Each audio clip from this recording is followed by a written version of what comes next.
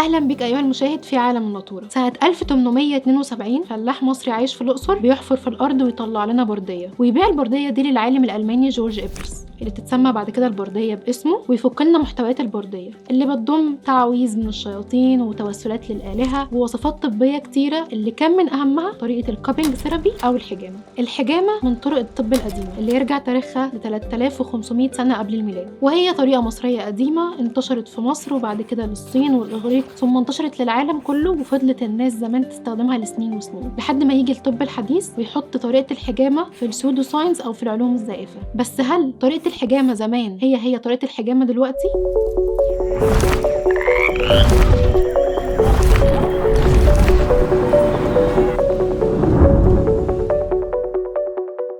مثيرة للجدل جدا، واثارت جدل سيد صاحبنا ان ازاي الفراعنه اللي عملوا الحضاره دي كلها والعظمه دي كلها يبقوا بيستخدموا طريقه في الطب، ويجي الطب الحديث ويقول عليها سودو ساينس. ده الطب الحديث لسه لحد دلوقتي ما فكش سر التحنيط. الحقيقه ان الطب الحديث ربط بين الحجامه والبلاسيبو افكت. ايه هو بقى البلاسيبو افكت؟ بلاسيبو كلمه لاتينيه معناها اي شال بليز او سأرضى، اللي تعرفها هي عباره عن سايكو بيولوجيكال فينومينا، ظاهره نفسيه بيولوجيه، ودي بتحصل لما ندي المريض انرت سبستانس او اي ماده خامله، زي مثلا ما نديله مكعب سكر على انه برشامه، او نشربه سائل ونقول له ده مصل مستخلص من اعشاب نادره جدا وهتشفيك في ثواني، ونلاقي المريض سبحان الله سبحان الله خف. لا، خف بجد. ده تيبيكال اللي بيحصل مع الناس اللي بتستخدم الحجامه دلوقتي. ممكن يكون ده السبب استمرار الحجامه في الاسره 17 وال18. طب هل البلاسيبو بس مرتبط بالحجامه؟ لا طبعا، البلاسيبو مرتبط بحاجات كتير قوي. عندك البلاسيبو والاشخاص، في ناس بس بتخف لما تروح تكشف عند دكتور مشهور، ثقتها انه مشهور ده بيخلي جسمها اوتوماتيكلي يدخل في حاله الشفاء، مع ان ممكن الدكتور ده يكتب نفس الدواء اللي يكتبه دكتور تاني مش مشهور، والناس ما تخفش مع ده وتخف مع ده. عندك البلاسيبو والبراند. في دراسه اتعملت لاطفال تتدرب على لعب الكوره، اول ما لبسوا الاطفال دي براند كوتشي كان لابسه لاعب كبير مشهور وجاب بيه جوان، لقوا ان الاطفال دي ادائهم بقى احسن بكتير جدا، لمجرد ان هم مقتنعين ان الكوتشي ده سحري ويخليهم يجيبوا جوان زي ما اللاعب جاب جوان. عندك البلاسيبو وعقده الخواجه، ودي طبعا عندنا احنا بالذات. الشميز اللي من البراند الاجنبي احسن بكتير من الشميز اللي من البراند المصري. الخضار المستورد احسن من الخضار المصري. الخضار المستورد اللي في سوبر ماركت فاتحه شركه اجنبيه احسن من الخضار المستورد اللي موجود في سوبر ماركت مصري عادي جدا. في دراسه عملوها جابوا مرضى وكانوا بيدوهم دواء محلي، لقوا ان استجابه جسم المرضى للدواء المحلي ده مش قويه قوي، بس اول ما شالوا شريط الدواء وحطوه في علبه دواء مستورده، هو الشريط بس حطوه في علبه تانية، لقوا ان استجابه جسم المريض للدواء بقت اسرع بكتير. عندك البلاسيبو والسعر الغالي ثمنه فيه كده كده. عندك البلاسيبو والشكل الخارجي، لما تسمع معلومه من شخص لابس بالطو او ماسك مسطره حرف تي او حتى لابس عمه وقفطان، غير خالص لما تسمع نفس المعلومه من حد لابس شورت وفانيلا. البلاسيبو ده قصه كبيره قوي سعادتك، لان دماغ سيد ما هي الا عباره عن كوكتيل مدركات وخبرات سابقه بتاثر عليه وعلى حياته وعلى استجابه جسمه كمان.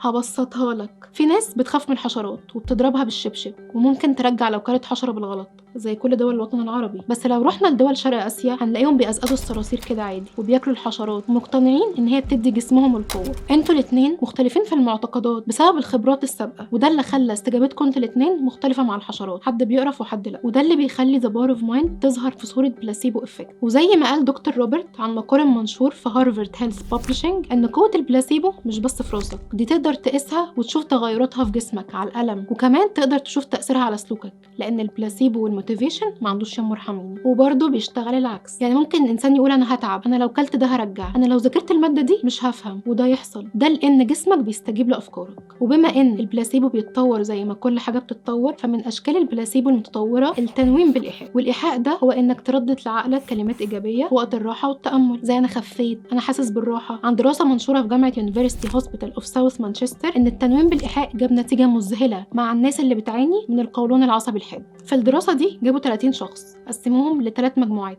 مجموعة اتعالجت بالعلاج النفسي التقليدي، ومجموعة بالبلاسيبو افكت أو تأثير الدواء الوهمي، ومجموعة بالتنويم بالإيحاء. أفضل مجموعة جابت نتائج هي المجموعة اللي اتعالجت بالتنويم بالإيحاء. التنويم بالإيحاء جاب معاهم نتيجة إيجابية جدا، واستمرت كمان لمدة 3 شهور. انتوا متخيلين قوة التنويم بالإيحاء؟ لا، وتكلفة مادية زيرو. تخيل كم سيد وسيدة ممكن يعتمدوا على البلاسيبو افكت والتنويم بالإيحاء وتبقى حياتهم أحسن بكتير. طيب تخيل بقى يا المشاهد، ممكن نعتمد على البلاسيبو افكت في كل حاجة في حياتنا؟ شاطر. أكيد لا، لأن ان في امراض مستحيل البلاسيبو يجيب معاها نتيجه زي الكانسر او الجروح، واوعى تعتمد عليه زي ما عمل ستيف جوبز CEO بتاع شركه ابل اللي كان بيعاني من ليفر كانسر وما كانش راضي يتعالج لانه كان منحاز جدا للنباتيه ومقتنع بما انه هو نباتي فالنظام ده هيخليه يخف من اي حاجه، لحد ما الكانسر بقى اشرس في جسمه ومات وهو عنده 57 سنه. لا النباتيه ولا البلاسيبو عملوا له اي حاجه. وده يخليك تفكر ان مفيش حاجه صح مطلق او غلط مطلق، يعني مش عشان ايمانك ان ده هيشفي يبقى كل مره يشفي، او ان ده بس صح او ان ده بس غلط. لازم تكون في النص. يعني لو كل واحد خد الدواء وكان مقتنع من جواه ان الدواء ده هيساعده يخف فده يخلي الماده الفعاله تشتغل في الجسم احسن واحسن، وده لان هرموناتك مرتبطه بجهازك العصبي وجهازك المناعي. يعني لو كل مريض خد الدواء اللي كاتبه الدكتور ومن جواه مقتنع انه هيخف فده يخلي الدواء يشتغل اسرع واسرع، بس ما يروحش لسمكري البني ادمين او يشكشك نفسه بالابر الصينيه او يجرح جسمه بالحجامه ويقول اصل انا كده هخف. الحاجات دي فضلت مختفيه فتره طويله جدا لحد من حوالي 200 سنه بس رجعت انتشرت تاني، مع ان البشريه بتتقدم بس لسه في عقول ثابته في حتت معينه، وعقول على كل المستويات الثقافيه والماديه. وده غريب الصراحه، يبقى حد مشهور مثلا زي فنان او لاعب كوره او حتى دكتور في الجامعه ويسيب كل المستشفيات ويروح يتعالج بالابر الصينيه، او يجي سيد العاقل ويقول لك انا هشرب تركيبه البحبحان اللي فيها سر الشفاء كله. المهم ايها المشاهد ما تنساش تخلي بالك من صحتك